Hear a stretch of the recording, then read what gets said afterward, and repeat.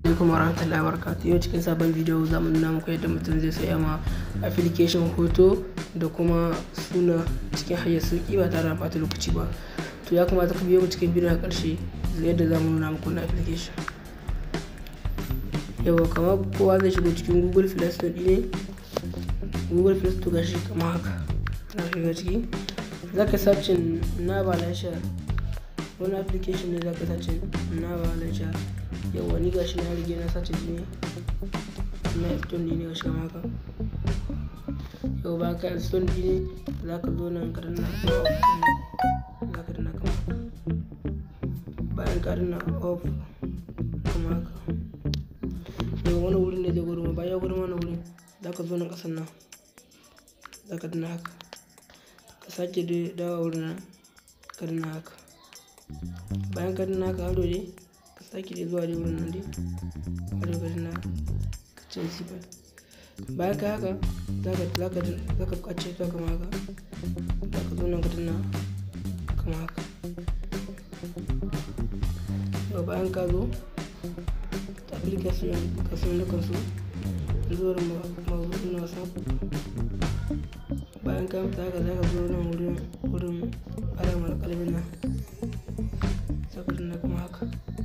Bayan ka danna kamar haka nan za ka zo nan ka saya masa suna kamar haka. Yanzu bari mu alamta hoto, sa hoto gashi nan hoto sai mu ɗauki. Yawa amsa mata hoto kawai sai mu ɗauki. Bayan mun haka nan za mu zo nan image sai mu shigo gallery kamar haka, za ka danna gallery.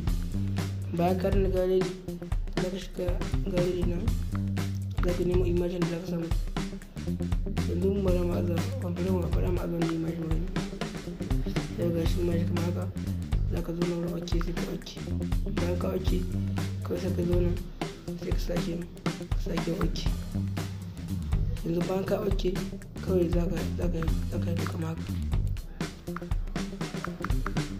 Yau za ka yi kamar haka.